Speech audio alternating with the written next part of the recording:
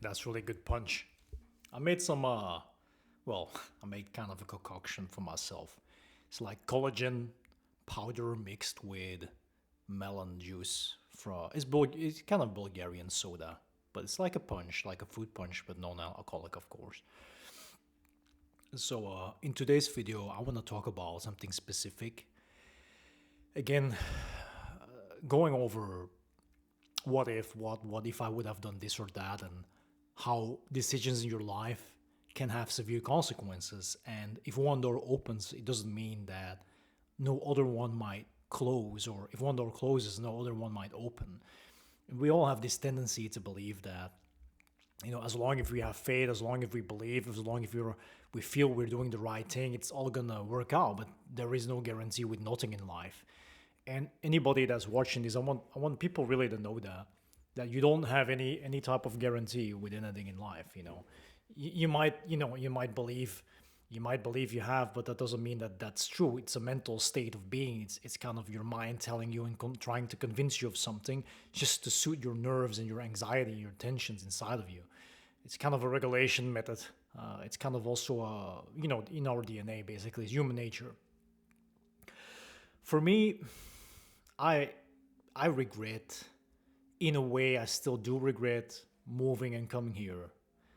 And it's so strange because 2 years ago I was really 100% convinced that was the right thing to do. There were a lot of things that drove me to make the decision final, and I was just waiting on the right time to move.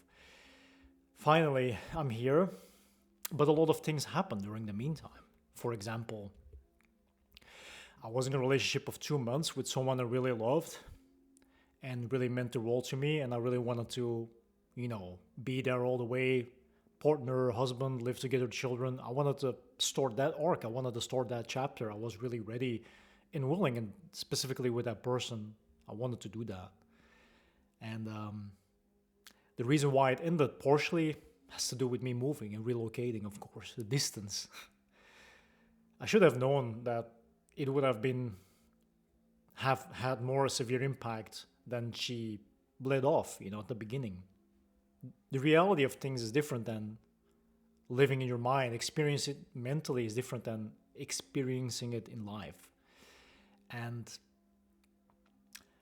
secondly, if I would have stayed and moved to a different city, I would have not only had a good job, able to save a lot of money and see her weekly, even if that relationship would have ended eventually, even if that relationship wouldn't have continued as it was, just like in the beginning, even if all those things wouldn't have happened, the live stream, the pace setting, the pursuing, the toxic relationship attachment style, me being an anxious attachment style, me having an anxious attachment style, and her having a avoidant slash disorganized attachment style. And the moving, like all these things added up to kind of finalize that breakup that she was already thinking about, considering before I was here. Now, if that relationship would have ended and I would have moved to that different city, funny enough, is that I would have probably continued dating. I would have continued dating other women. And I met someone recently, like yesterday, whom I talked to for 2 to 4 hours on the dating app, specifically OkCupid. And she relocated to that city. No coincidence, right? No cap. And imagine if I would have downloaded OkCupid there, I would have lived there, and we would have met under different circumstances. Then I would have, even if my previous relationship would have ended, I would have had a brand new relationship to deal with. Not as a rebound, not as a counter, not as an alternative, but the thing why it's also linked to my regret moving here is because it would have been another opportunity, a second door opening. One relationship fails, there is another one right around the corner. Literally, it would have literally been within a month, 1 month of the breakup, and then I would have been in a different relationship.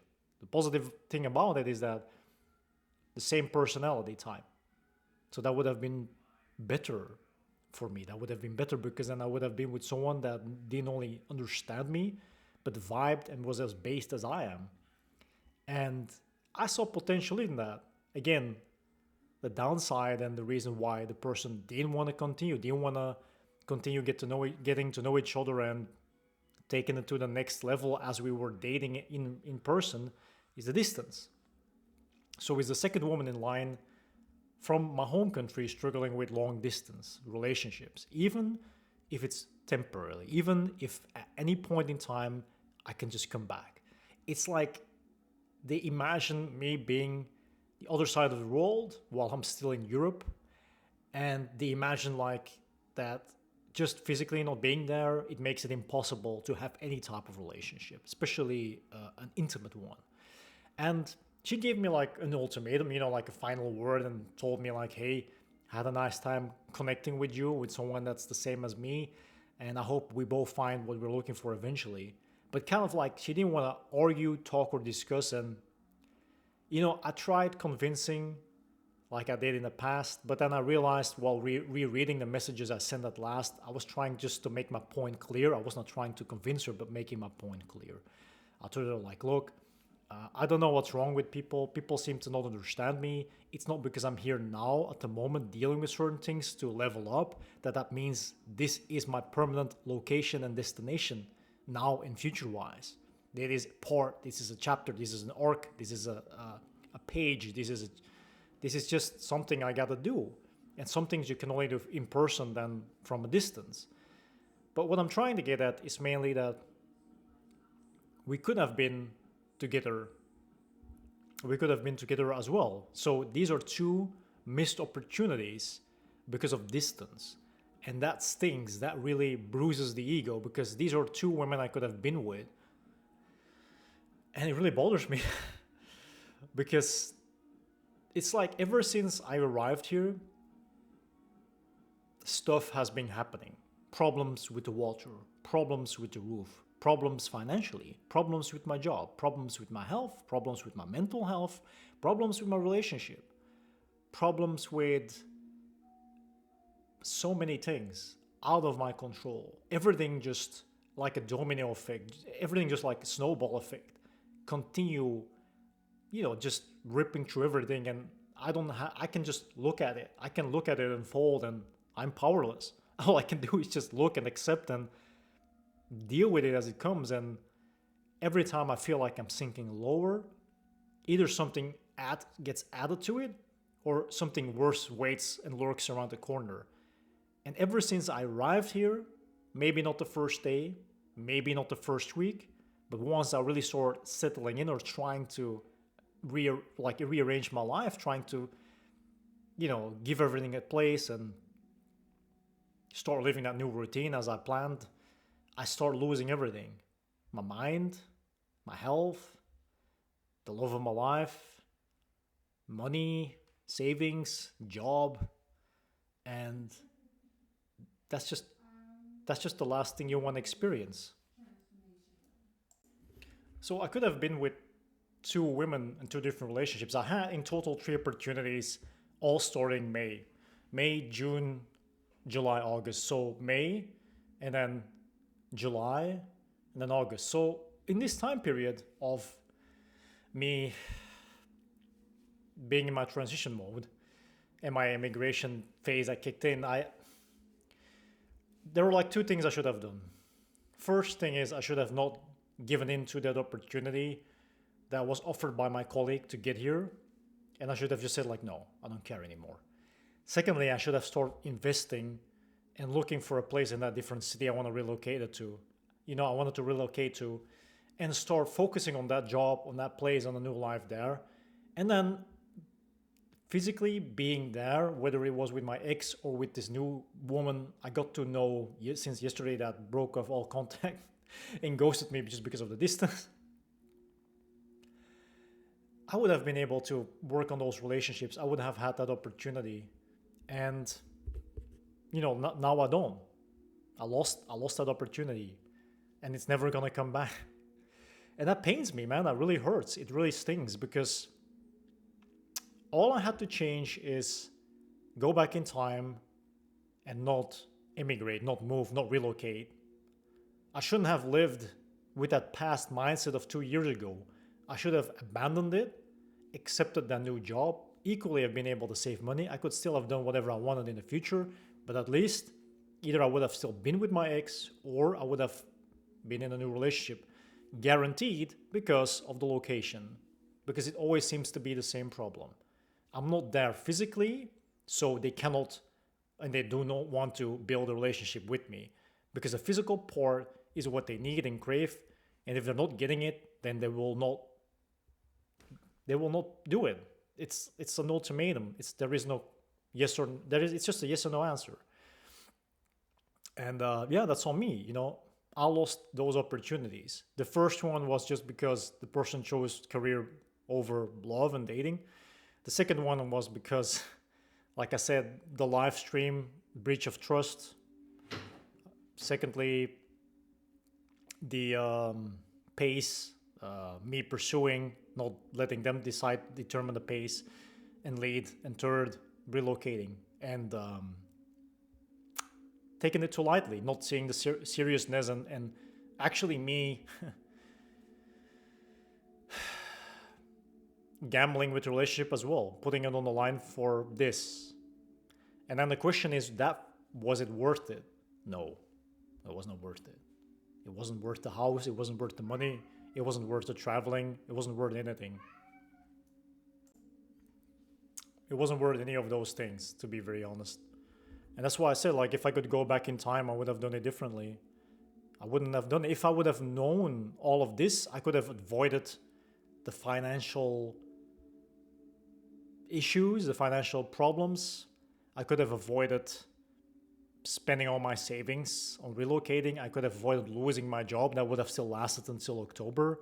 And then I could have still taken the time to relocate to a different city in Belgium. And that city seems to have a lot of positivity, because anything that I experienced in the past concerning that city seems to have the best people that had the best intentions for me if I wanted to settle down. So I had that opportunity, that door was open. Even if my ex would have still broken up, I would still have had a backup plan that would have come naturally. And that's the painful part. That realization is really painful. I don't know if anybody would understand, but that really sucks, Like, that's the last thing you want to experience. And just being confronted with it it's really upsetting, because what do I have? All I have now is I have my cats, I have the house, and yeah, I can start work soon, mid-September. But then, was that worth the swap, the trade? Is that better than the relationship I lost? Is that better than the opportunity I had for a new relationship? Because both women, at the end, physically wise, mentally wise, emotionally wise, were the type of women I always dreamt of. That perfection incarnated, femininity at its best. That's all I can say. That's just a personal opinion, but that makes it even worse, because like, I could have had everything I wanted and I lost it just because I wanted to stick to the plan I set up for myself 2 years ago. And like I said, then I ask myself the same question every day before I go to bed, before I fall asleep. Was it worth it? Was it worth the sacrifice? Like I said, everything changed ever since the live stream on my birthday. The whole way she dealt with me, my ex, changed dramatically. That was where there was a shift. That's where the ripple started to show up. Secondly, was the pace. I didn't respect the pace she wanted to follow, and I pursued because I thought she gave me the green light to do so, and that's what she wanted. Apparently, that wasn't what she wanted at all. And the cherry on the pie, the ultimate of the ultimates, relocating and not taking it seriously enough, and the impact it might have had on her. Funny thing is, I came up with a backup plan. I came up with a solution. I didn't follow through with that, and it would have worked as well. The difference, I would have still been in the relationship. I wouldn't have lost her. All these things just pushed her further away instead of pulled her closer in. And the same with the new person I started to talk to. Everything seemed to be perfect, just like you have a perfect first date, and then you start getting to know each other, and before you know it, you're in a relationship. Naturally it just blossoms, and I felt it. That's why it hurts, just because of the location. So every time the location is going to be used as a weapon against me to remind me, if you only would have stayed, if you never had moved, you could have had all of that. Everything would have been yours. You had everything you could ever wanted in life, and now you don't. But there is one good thing that came out of it. At least, that's what I believe personally. That's, I didn't only discover that I have an anxious attachment style if it comes to relationships. That's something I discovered. I didn't know that about myself. And I do recognize myself in it in certain patterns. So it is true. Secondly, I also learned a lot about the disorganized avoidant attachment style. And it made me understand my ex POV, why she did what she did, why she felt pressured, why she felt the stress, why the combination of my attachment style and hers can be pretty lethal if not dealt with accordingly. Healing, therapy, communication, all these things that are very important to progress and to level up. But if you're aware of those things, and you have to start somewhere, and it's not because I've been traumatizing with, being on the spectrum, having borderline personality disorder. Like, I've dealt with all those things in the past childhood trauma, but this thing was something I wasn't aware of. I wasn't really aware of it. And now I am, and now I understand how that triggered her response, and that was something that was waiting to happen anyways. All the other things just added to it and pushed her to push me away and to break away and to emotionally escape. So the positive thing is that I learned that about myself. I learned about her. I learned about what happened. I'm seeing it clearly now. It's clarity. It makes sense.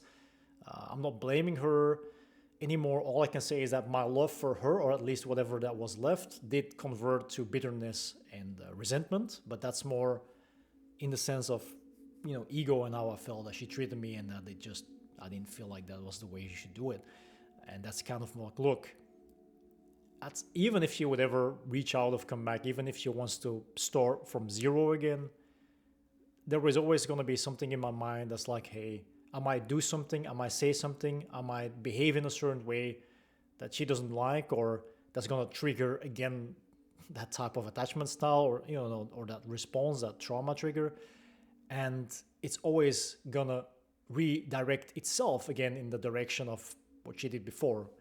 Is detaching emotionally, being cold, slowly slipping away, pushing me away, and then completely disappearing and just leaving me behind, abandoning me. And that is the peak anxiety aspect of being having an anxious attachment style. It's the fear of abandonment, although she has the same thing.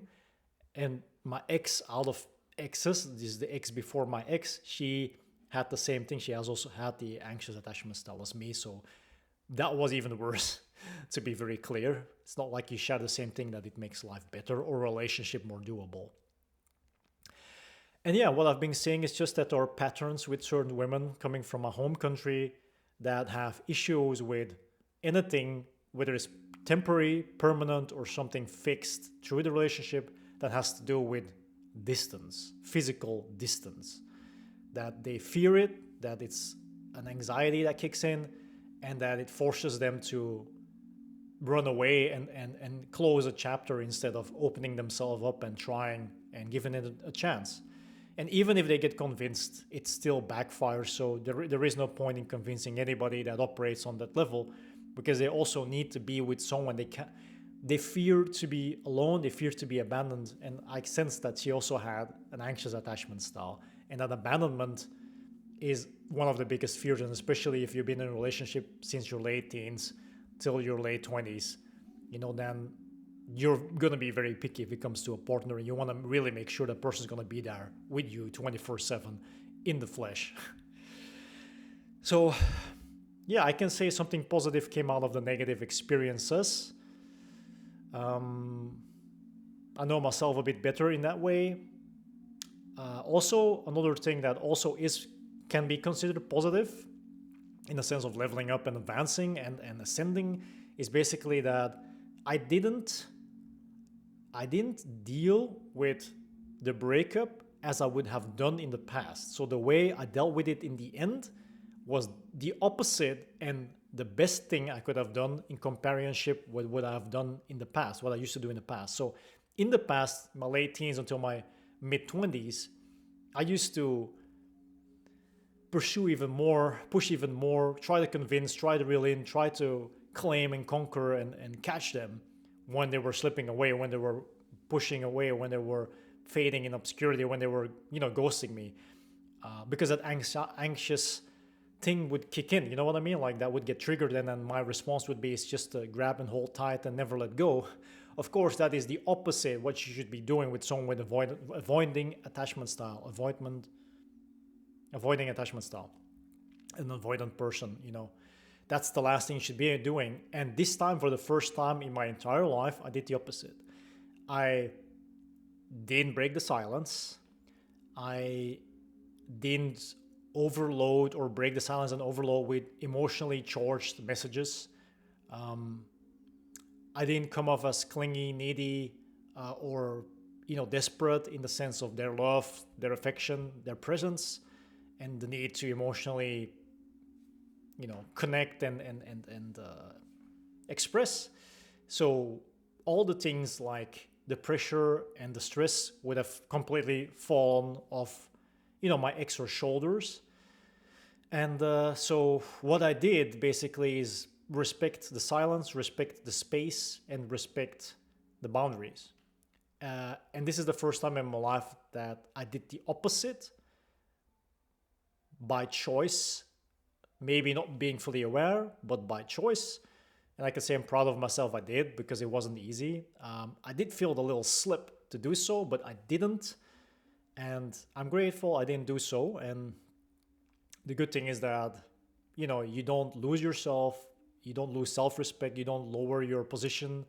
You stand tall, you rise above it, you place yourself above the experience, whether it was negative or not. And you don't let the person control you emotionally anymore. And like I said, I'm really grateful for being able to not do so for the first time in my life. I think the last time I did it, I was 24, I think. So it's been a decade since I had that opportunity to change it. But there are a lot of things that also can be added to it that I want to add before I end the video. Is that I remember once I was getting to know her more in an intimate way and in an emotional way, I start seeing my stepmother when I looked at her. And I don't mean like I saw her literally as a representative of my stepmom, but I saw certain traits she showed that surfaced that reminded me of my stepmom, and these were negative. And apparently, if you do see those things, it kind of highlights that there is some unfinished business on that level. Not that that person takes on that identity and then you kind of continue that problem that you have to fix. It's more about, okay, this person shares similar traits that you experienced negatively with someone that was part of your close-knit family. Now you have the opportunity to deal with it differently. It's like a second chance, but just with a different person. And I can say that all the things I did until the end of the relationship, until she broke up with me, was the opposite that I would have done in the past. So I'm proud of myself that I was able to, because it took a lot out of me, and we talked about it, I did mention it. I would have dealt with it differently, like in the sense of all habits die hard, right? And I didn't do it.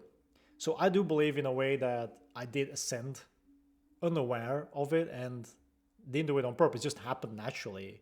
So that's really cool, because that means that it had to happen. It was bound to happen. There was no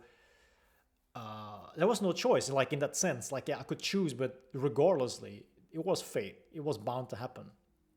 And I strongly believe that at the beginning, when she said that she chose me, she reinstated her dating profile to rematch with me, because she really wanted to get to know me, to meet me, to talk to me, to date me, because she was, all in, without me realizing it. And I think it just had to do with an internal drive that had to do with this life lesson, and this experience of growth and understanding, wisdom, and knowledge, that she had to do it because she had to experience and learn something, and I had to experience and learn something. I was the catalyst, the mirror, and she gave me a second chance to deal with something from the past that needed to be fixed inside of me, something that was still lurking around and broken. So both had the opportunity to learn, to grow, and to experience. The only thing is that for me, it was very clear. I don't know on her part what it did. If she's going to grow, if she's going to learn, if she's going to progress, if she's going to ascend, I don't know. I don't know. I have no idea. I hope for her sake she will, and she does. But for me, I did have the chance, and I do believe I succeeded, and I am grateful I had that opportunity, although nobody wants to go through a heartbreak, and nobody wants to see a relationship die after 2 months. Also, something I realized is regardlessly if I would have stayed or not, it was an internal problem that she was dealing with that made her make that decision. And even if you can't really call it a breakup, she did emotionally run away. She'd emotionally escaped the setting. You know what I mean? But that also shows that in a way that she could only go as far. And someone like that knows it's unfinished business, and there will be a continuation of it. And it doesn't have to do with continuing the relationship where it ended. It doesn't have to do with pretending nothing happened and starting over. It just has to do with luck.